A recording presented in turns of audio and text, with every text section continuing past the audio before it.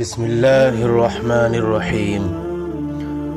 وہ خطبہ میں فرما رہے تھے کہ میں نے رسول اللہ صلی اللہ علیہ وسلم کو یہ فرماتے ہوئے سنا، جس شخص کے ساتھ اللہ تعالی بھلائی کا ارادہ کرے اسے دین کی سمجھ عنایت فرما دیتا ہے، اور میں تو محض تقسیم کرنے والا ہوں، دینے والا تو اللہ ہی ہے، اور یہ امت ہمیشہ اللہ کے حکم پر قائم رہے گی، اور جو شخص ان کی مخالفت کرے گا انہیں نقصان نہیں پہنچا سکے گا یہاں تک کہ اللہ کا حکم یعنی قیامت آ جائے اور یہ عالم فنا ہو جائے۔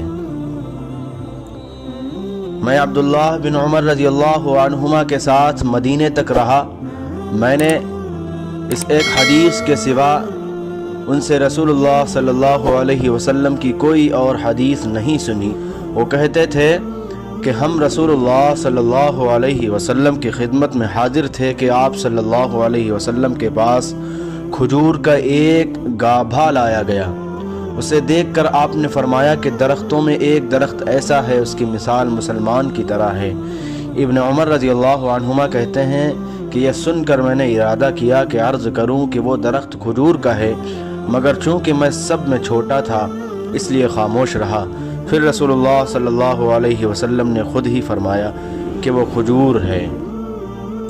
رسول اللہ صلی اللہ علیہ وسلم کا ارشاد ہے کہ حسد صرف دو باتوں میں جائز ہے، ایک تو اس شخص کے بارے میں جسے اللہ نے دولت دی ہو اور وہ اس دولت کو راہ حق میں خرچ کرنے پر بھی قدرت رکھتا ہو، اور ایک اس شخص کے بارے میں جسے اللہ نے حکمت کی دولت سے نوازا ہو اور وہ اس کے ذریعے سے فیصلہ کرتا ہو اور لوگوں کو اس حکمت کی تعلیم دیتا ہو۔ وہ اور حر بن قیس بن حسن فزاری حضرت موسیٰ علیہ السلام کے ساتھی کے بارے میں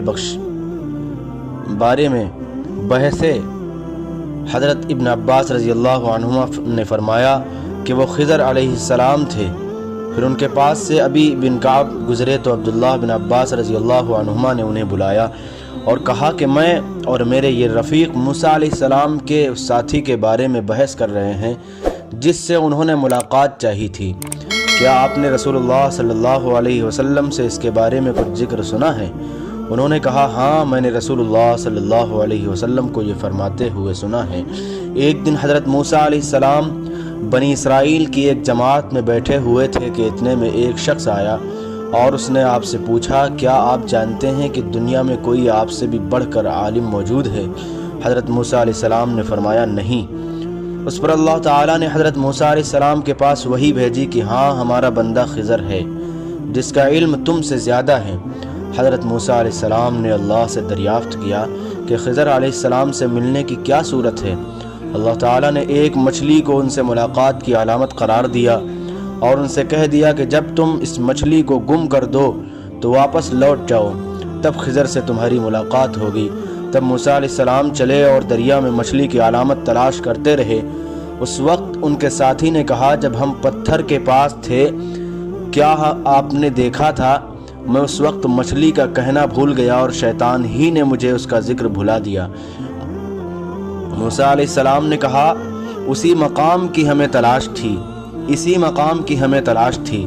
تب وہ اپنے نشانات قدم پر پچھلے پاؤں باتیں کرتے ہوئے لوٹے۔ وہاں انہوں نے خضر علیہ السلام کو پایا۔ پھر ان کا وہی قصہ ہے جو اللہ نے اپنی کتاب قرآن میں بیان کیا ہے۔ ایک مرتبہ رسول اللہ صلی اللہ علیہ وسلم نے مجھے سینے سے لگا لیا اور دعا دیتے ہوئے فرمایا کہ اے اللہ، اسے علم کتاب یعنی قرآن عطا فرمائیو۔